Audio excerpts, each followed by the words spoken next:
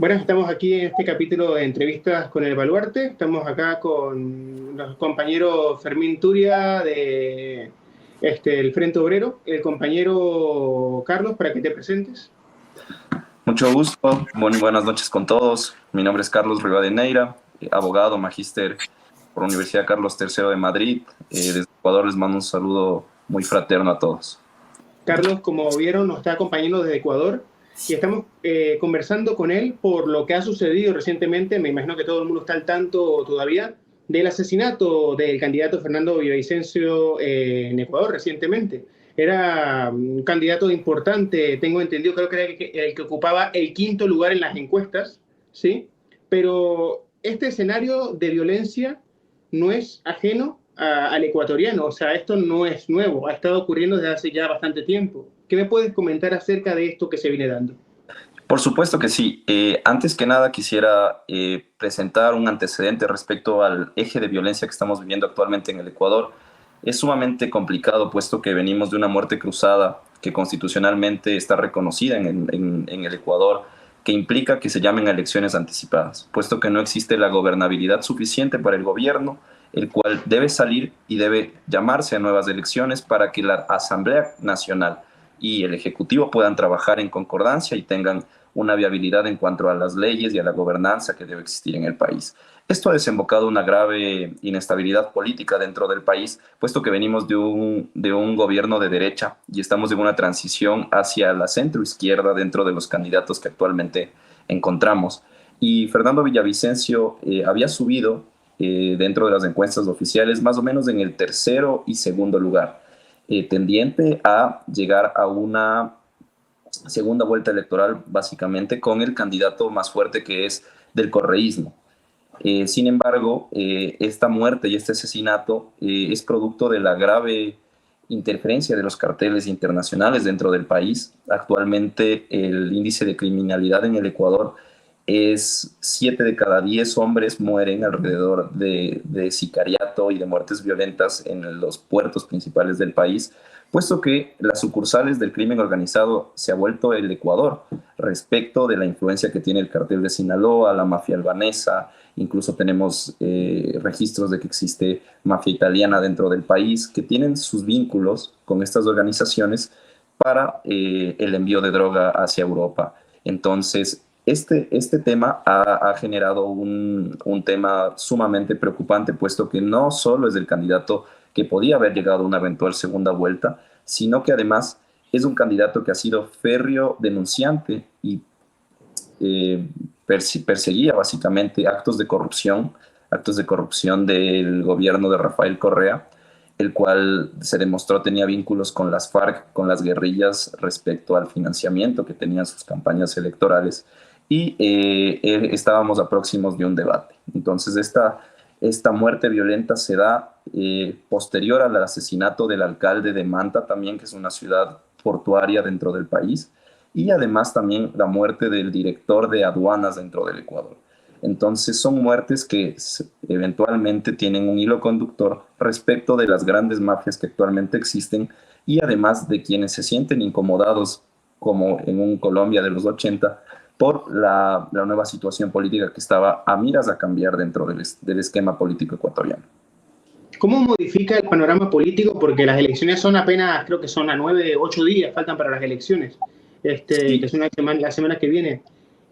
¿Cómo modificaría esto el panorama político? ¿A quién beneficia, en todo caso, si se podría hablar de que la muerte del candidato beneficia a alguien? ¿Beneficiaría al correísmo, como dices tú, a la candidata del correísmo, o beneficia a alguno de los candidatos que quedaron en segundo lugar o quedaron atrás de eh, Villavicencio?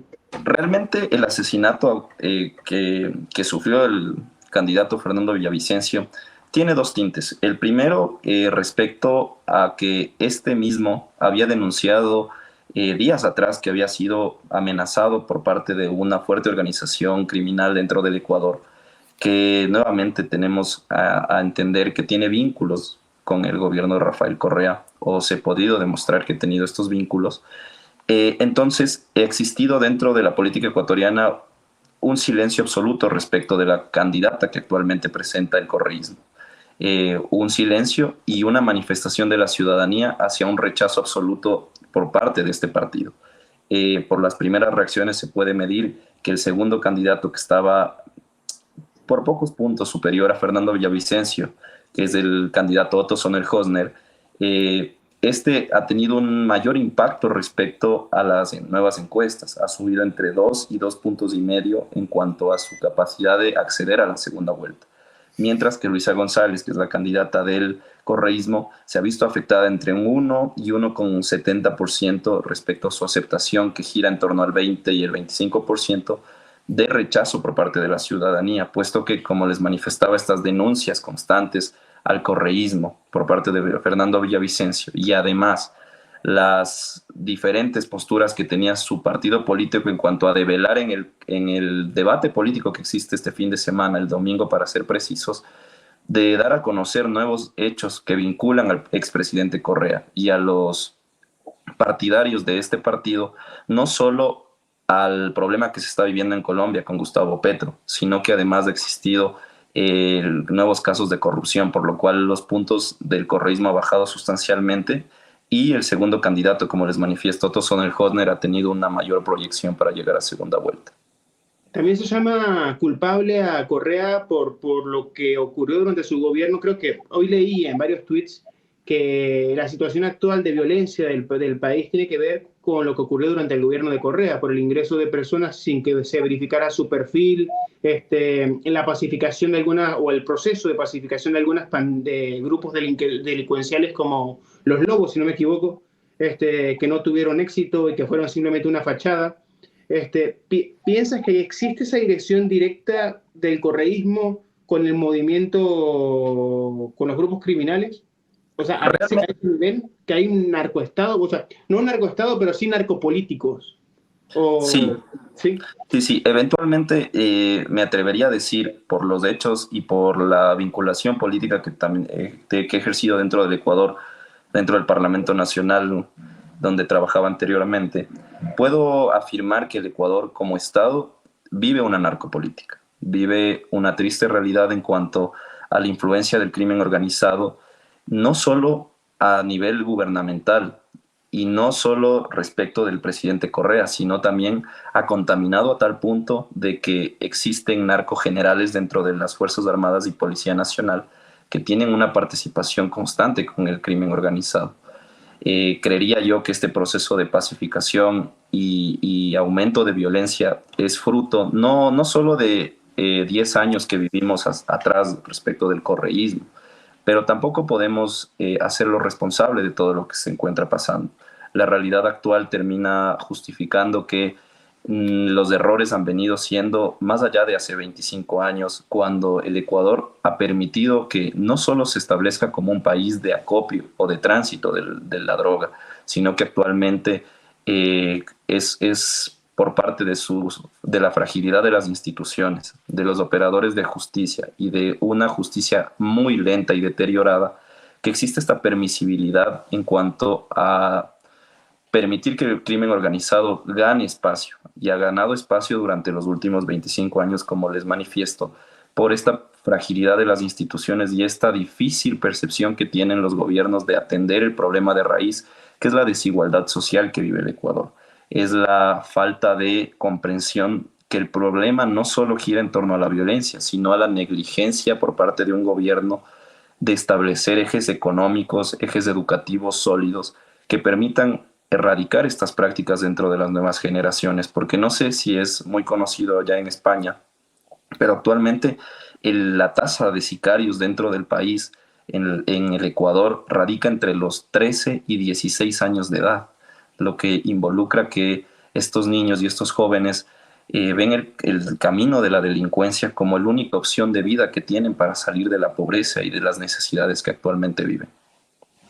Mira, estábamos comentando hoy con Fermín antes de comenzar el programa un tuit de Juan Carlos Monedero. Creo que lo debes conocer a Juan Carlos Monedero. Que Juan Carlos Monedero, te lo resumo al tuit porque no lo tengo acá disponible. Yo te lo leo. ¿Lo puedes leer? Por favor, gracias. Yo te lo leo. Si no te importa, a mí me gustaría hacerte una pregunta, porque va mucho también con lo que te voy a leer luego de Monedero. y es un paradigma que se emplea aquí por la izquierda española para, para analizar cualquier suceso que pasa en Hispanoamérica con todo lo relacionado, ¿no?, a los líderes del socialismo del siglo XXI. Pues te hablo de Lula, te hablo de Castillo en Perú, te hablo de Gustavo, etcétera. ¿Qué es lo del lawfare?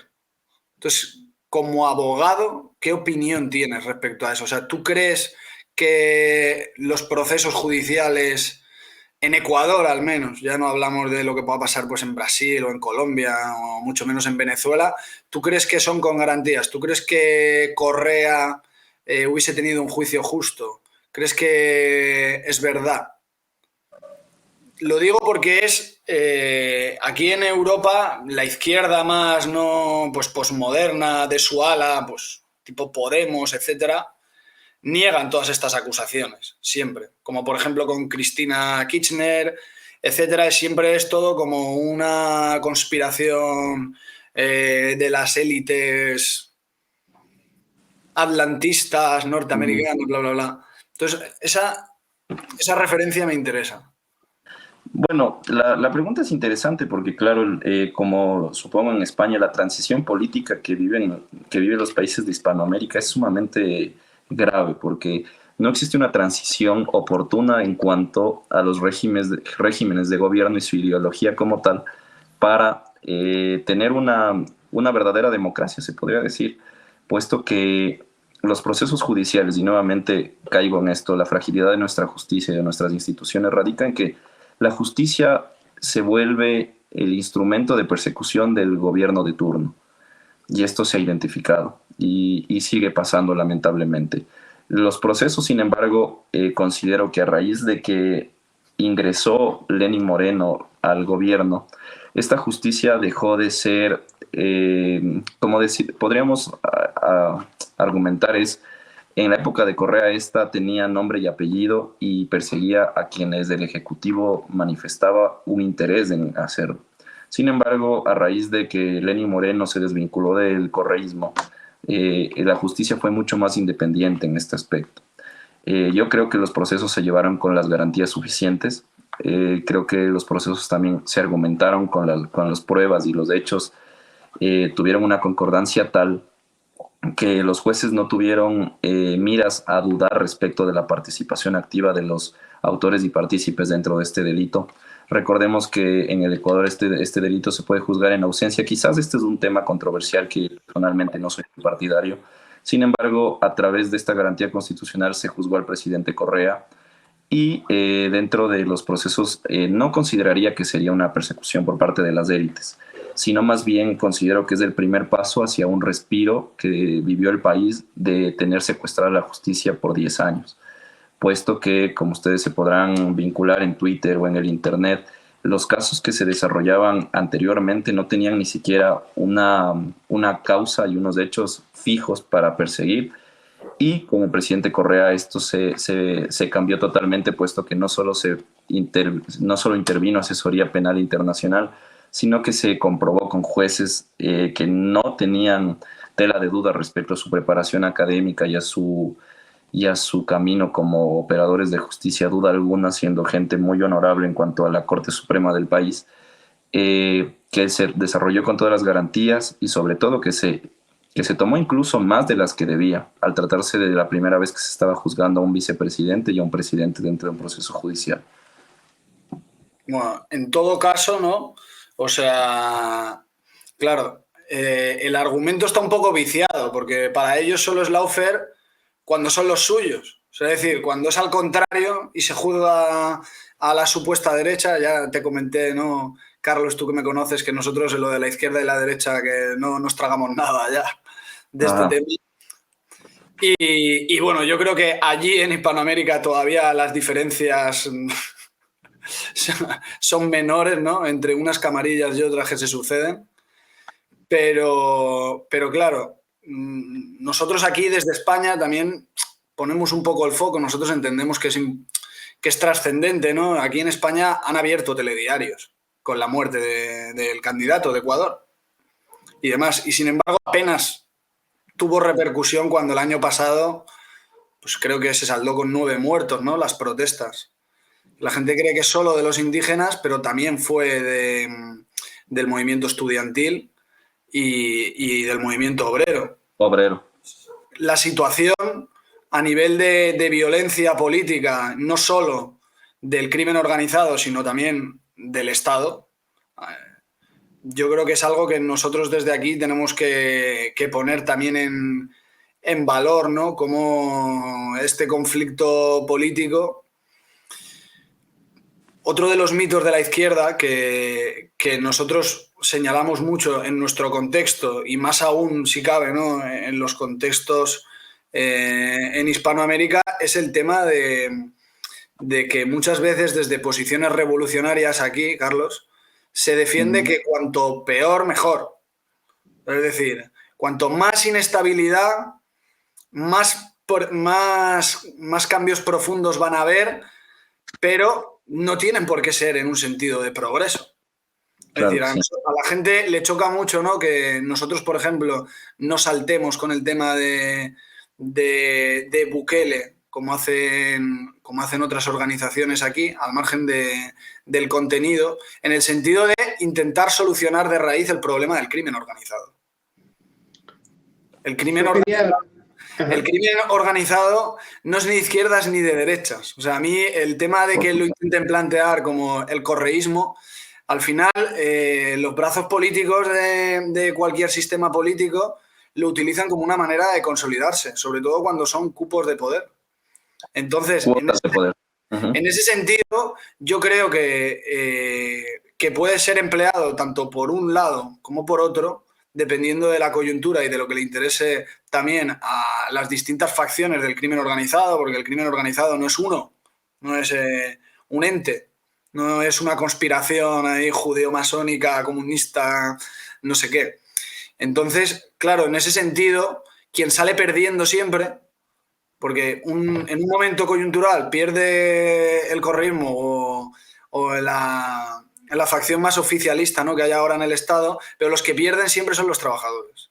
Los trabajadores que tienen que soportar la inseguridad en la calle, y esto parece que muchas veces es como una reivindicación de derechas, y nosotros, aunque no nos consideremos tampoco de izquierdas, como defensores de los trabajadores, nosotros tenemos que estar a favor de que se actúe con mano duro y que se restablezca ese orden, porque nosotros, pese a lo que digan de que los revolucionarios se identifiquen mucho, sobre todo en Europa, pero también allí, con todo el tema del guerrillerismo, etcétera, como anarquía, caos, destrucción, nosotros no queremos eso para nuestras patrias.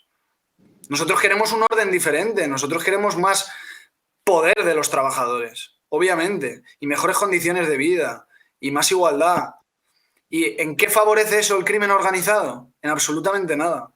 Que haya muertos por las calles, aunque no sean los nuestros. ¿En qué favorece eso a un trabajador de a pie? Yo te quería preguntar también por eso, ¿cómo está viviendo el trabajador de a pie esta situación? Y claro, como compartíamos contigo, Fermín, bastantes discusiones que teníamos dentro de clase, es preocupante porque, como tú dices, yo soy muy partidario y parto desde el inicio. El tema de las protestas. Acá existe el Frente Unitario de Trabajadores, el FUT. Sin embargo, en las protestas existió una represión absoluta por parte del Estado hacia los trabajadores, hacia los sindicatos, hacia los sindicatos obreros, tanto de trabajadores públicos como privados, porque ellos salían con el pacifismo tal, no de buscar como generar un desbalance político, sino hacer escuchar su voz respecto a las necesidades que ellos tenían, porque en el Ecuador actualmente la gente, yo lo digo así, la gentecita humilde, la gentecita de a pie que se despierta a trabajar todos los días, que se rompe el lomo, perdón la expresión coloquial, por sacar a su familia adelante, porque no tiene los beneficios de las élites políticas, de las clases sociales superiores. En el Ecuador esa gente es la que sostiene nuestro país, y es la gente que actualmente más desatendida se encuentra.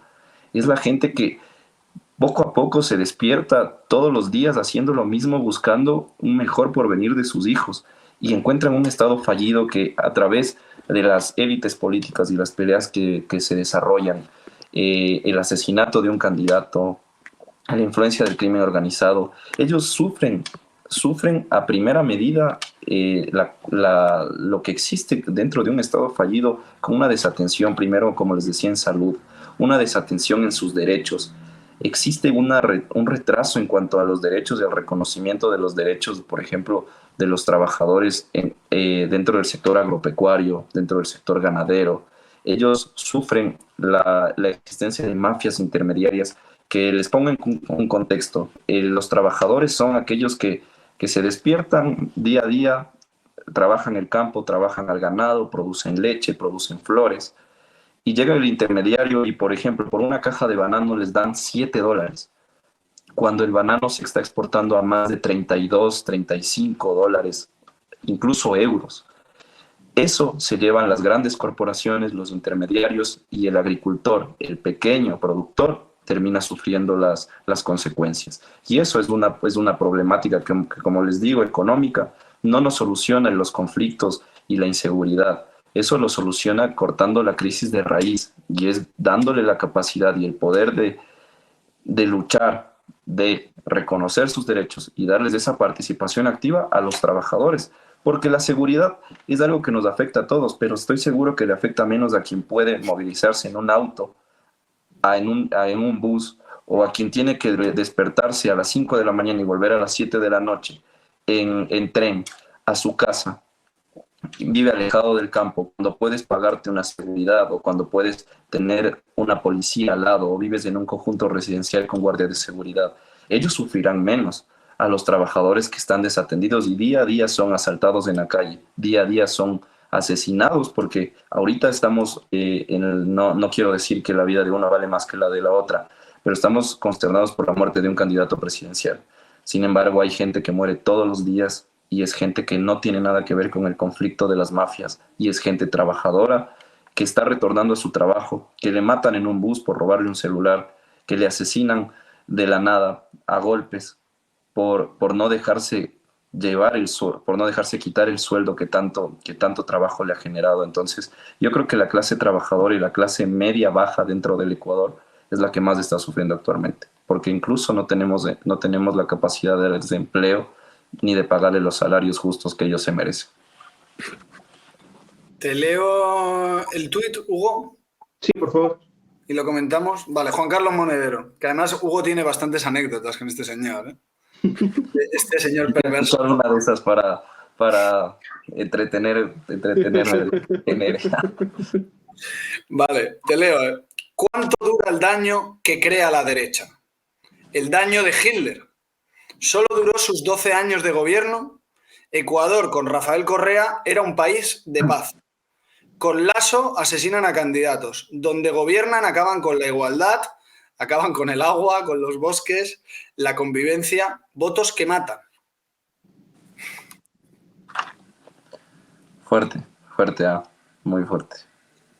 A ver, yo quisiera saber antes, ¿qué opinión te merece?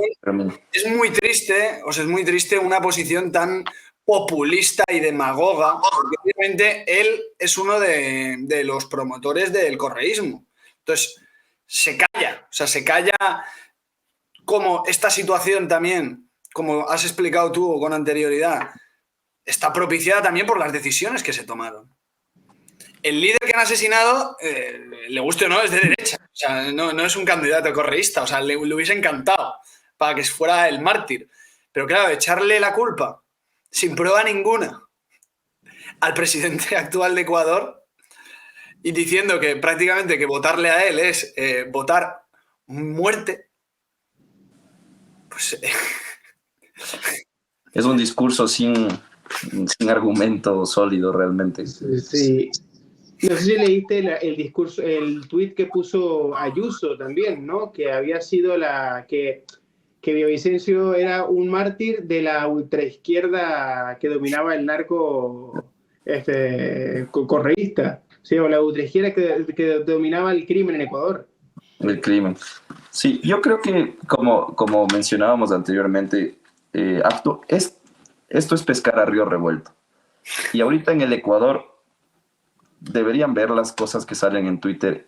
El oportunismo político que existe actualmente a raíz de una muerte de un ser humano es tal que tanto unos como otros buscan sacar tajada de esto. Y esto es grave porque no solo nos podemos a pensar que la clase política actualmente en el Ecuador es muy camisetera. Y es lo que yo le decía a Fermín, que yo admiro de España, y es que tienes marcada tu ideología, sea izquierda o sea derecha.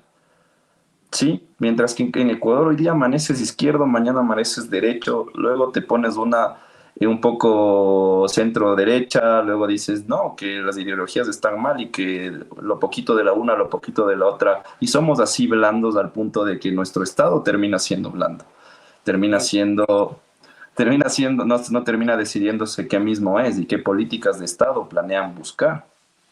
Por eso es que tenemos a veces gobiernos sin identidad como el actual, a pesar de que sea de derecha, ¿no?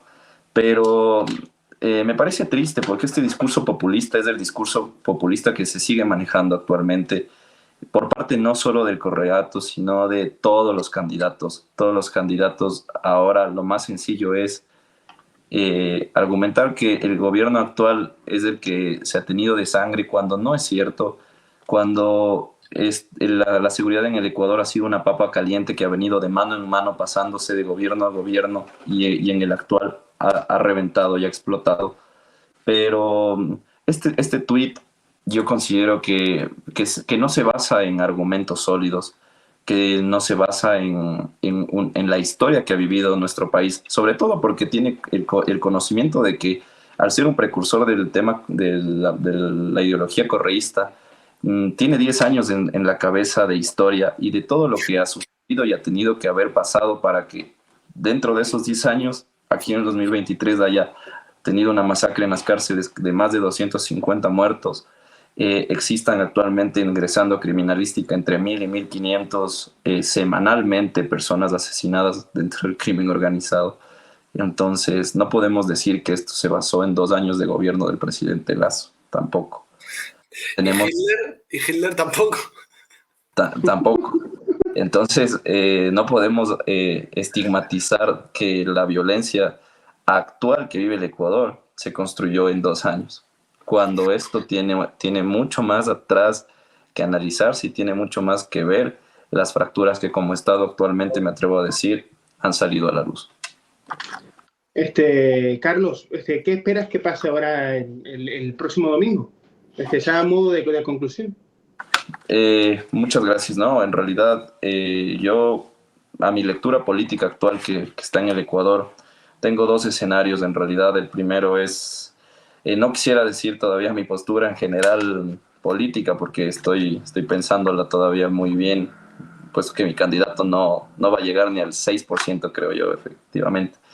Pero yo considero que va a existir una segunda vuelta electoral entre Luisa González, que es la candidata del correísmo, que tiene su aceptación entre el 20 y 25% y no va a bajar de allí. Ella no tiene un tope más que ese. Y con el candidato Otto Sonel-Hosner, yo creo que ese sería el llamado a la segunda vuelta. Ingresaría con puntos porcentuales de entre 6 o 7% más abajo, pero por la realidad que vive el país, considero que se va a votar por él. Recordemos que era ex vicepresidente el señor Lenín Moreno, actualmente también procesado dentro de un caso de corrupción. Pero esa es mi lectura respecto a lo que va a suceder el próximo domingo. La ciudadanía también está tomando esa postura, puesto que, como les digo, culpan absolutamente de todo al correísmo, que yo quiero ser enfático, no creo que el correísmo sea el mal de todos los problemas que vive el Ecuador. Creo que es más, ha tenido cosas buenas y ya también ha desarrollado políticas buenas como Estado. Pero la resistencia social en el Ecuador se basa en esta fragilidad que tenemos los ecuatorianos de detestarnos entre unos y los otros. Así que aquí estamos ante el vivo ejemplo de que la mayoría de la clase media alta va a votar por Otto Sonel-Hosner cuando el discurso del correato beneficia más a la clase media hacia abajo. Entonces terminará generándose una segunda vuelta que me atrevería a decir va a ser muy peleada y va a terminar siendo mucho más fácil entender el verdadero argumento político que tengan ambas posturas. Entonces, les invito a que vean el debate este domingo. Va a estar muy entretenido, va a haber unas posturas interesantes, incluso va a haber incluso unas denuncias ahí, tengo entendido, entre algunos candidatos. Pero mi lectura es esa, hacia el siguiente domingo eventualmente una segunda vuelta electoral y dentro de las elecciones parlamentarias una mayoría por parte del correísmo entre un 50 legisladores para legislar dentro de este periodo. Así que no es algo menor recordando que el periodo que le queda al presidente que se elija son solo 18 meses. Sí. Esperemos que lleguen todos al próximo domingo. Yo creo que van a llegar todos, realmente van a llegar todos. Creo que y ahorita el momento que vive el Ecuador es un momento de duda, ¿no? Sí. De duda porque incluso se está juzgando hasta la propia policía y Fuerzas Armadas. Es casualmente por eso que lo digo, porque se habla de que la policía no hizo nada por intervenir en el momento del asesinato tampoco, y como no existe esa seguridad y se ha amenazado a otros candidatos, digo, esperemos que no ocurra nada parecido y que llegue todo el mundo, porque no se sabe nunca. En los países de América Latina no se sabe nunca. Sí. En Ecuador no se sabe nada. No, en Ecuador, mira que yo vengo de Panamá y no estamos al nivel todavía de ahí, pero no se sabe nada. Pero te digo, he recorrido otras partes de América Latina, se lo comentaba a Fermín, y en Guatemala es parecido, en El Salvador era parecido, en Honduras es similar, y te vas a encontrar con eso. Por eso te digo, esperemos que de acá al domingo no ocurra nada, porque no se descarta ningún escenario nunca. Sí, sí. Sí. Esperemos que sí lleguen todos. Y para contarte un poco, no sé cómo vayamos de tiempo, pero para contarte respecto de tu pregunta, yo soy muy aférrimo a lo que estoy planteando ahorita, y es que existió una negligencia total por parte de la policía y las Fuerzas Armadas dentro de esto, porque Fernando Villavicencio tenía el 97% de riesgo de fallecer dentro de los testigos y víctimas protegidas en el Estado. Esto quiere decir que tú sales a la calle y te pueden matar. Fernando Villavicencio tenía tres ejes o tres capas de seguridad policial. Las tres fallaron. Fernando Villavicencio tuvo el contingente para que se le dé un coche blindado. Lo matan dentro de una camioneta que irresponsablemente no se pudo justificar por qué estuvo ahí y no en un blindado cuando los blindados estaban para cada candidato. No sabemos. Tampoco sabemos cómo el único procesado que se le detuvo ese momento dentro del hecho del crimen tuvo un disparo, y ese disparo, por videos que no se ha logrado determinar, consideran es parte del círculo de seguridad cuando el delincuente ya se encontraba sometido. Por eso es que muere en unidad de flagrancia. Entonces hay muchas dudas más que certezas, y yo creo que esta responsabilidad no solo es producto del crimen organizado, sino que nos hace ver que el crimen organizado incluso está dentro de los partidos políticos actualmente y de la Policía Nacional y Fuerzas Armadas. Fermín, ¿alguna cosa en modo de conclusión? No, bueno, nosotros desde España ya sabes que en todo lo que podamos acercarnos, ¿no?, a la realidad que está pasando en Ecuador es de interés para nosotros. Aquí en España viven un montón de ecuatorianos y creo que es una manera también de acercarles esa realidad. Por eso yo te agradezco mucho que hayas venido y que nos cuentes de primera mano, viviendo allí, tus opiniones, y también que nos traigas la información, porque Ecuador no es tan conocida aquí. O sea, habrá mucha gente que esté escuchando esto que seguramente no conozca a quién gobierna actualmente, etcétera.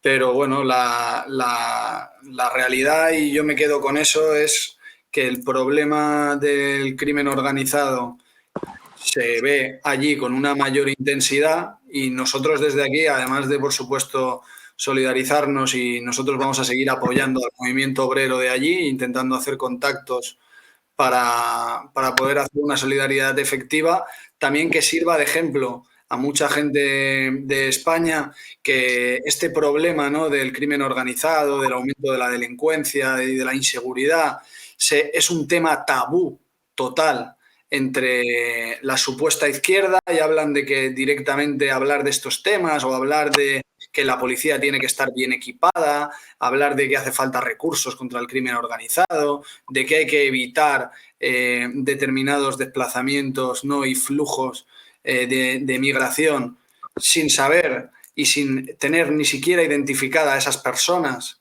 desde el norte de África, etcétera, va a ser un problema futuro y la gente se lo toma a joda, ¿no? Y pues eso es que eres un reaccionario, eso es que eres un facha, etcétera. Y lo ridículo es que se vincule el progreso y la transformación de un país dejando de lado la seguridad de los trabajadores, porque al final, como tú decías, el problema de la seguridad aquí en España, los problemas que vivimos a nivel social no se viven en La Moraleja, que es un barrio rico, una zona de urbanizaciones ricas ahí en Madrid, sino se viven en los barrios humildes y en los barrios populares, y esa es la gente que está realmente protegida. Entonces, bueno, es un aviso de navegantes no traer la realidad de Ecuador a los problemas que se pueden dar en España si estos temas se tratan al pairo. Porque, como tú decías, Ecuador es puerto de droga, España es puerto de droga. En España se ven elementos que no afectan igual porque la institucionalidad no es igual, etcétera. Pero bueno, el candidato que ha ganado las elecciones tiene fotos con narcos en yates. O sea, ¿me entiendes? O sea, en la sopera... Sí, sí. Que la gente le dice, no, es de muchos años. Aquí un famoso caso de corrupción, el caso Naseiro, que es un caso de corrupción del Partido Popular, que es el principal partido de la oposición, se descubre la corrupción política con las intervenciones telefónicas a un narco. Porque el narco se quejaba de pagar a los políticos. ¿Me entiendes? Entonces, qué bueno que muchas veces se pinta como si fuera un problema muy lejano, pero estos problemas se tienen que solucionar de raíz. Y al final el crimen organizado, y ya con esto concluyo, para toda esa gente que va de ultrarrevolucionaria y que no tiene nada que ver y que de hecho hace culto al lumpen, en el sentido de ahí ganándose la vida, haciendo trapicheos al margen del Estado, no sé qué, no sé cuánto, pues nosotros no queremos un país así. Nosotros queremos un país de trabajadores que tengan decisiones y que la gente no tenga que ser un instrumento, el último eslabón de la cadena, gente totalmente fuera de la sociedad, fuera de la vida productiva, fuera de lo regular y que se tenga que ganar el pan así. Y la consecuencia principal es la descomposición. O sea, yo no quiero que mi país sea como lo que pasa en los barrios de Estados Unidos, con el fentanilo, por ejemplo. Pues sí. Bueno, muchísimas gracias, Fermín, y muchísimas gracias, Carlos, por acercarnos a esas realidades que a veces pensamos un poco lejanas, pero que no están tan lejanas como nos aclara acá Fermín. Entonces, los invitamos a sintonizar en el próximo capítulo de entrevistas del Baluarte de Patente. Yo quería no dejar pasar la oportunidad de agradecerte a ti, de agradecer a Fermín la invitación, sobre todo, mandarles un abrazo muy fraterno a la distancia, sobre todo Fermín, gracias hermano, estamos en constante comunicación y sobre todo mi compromiso también hacia Fermín de claro, generar este vínculo con las organizaciones de trabajadores de acá dentro del Ecuador. Se están generando proyectos interesantes y qué mejor si podemos vincularlos hacia allá, puesto que la idea es fortalecer los derechos de los trabajadores y de la gente que hace que nuestros países sean grandes dentro de todo su esfuerzo y que al final del día son los más olvidados. ¡Viva la hispanidad, Carlos! Un abrazo. Un abrazo a todos. Cuídense. Una buena tarde.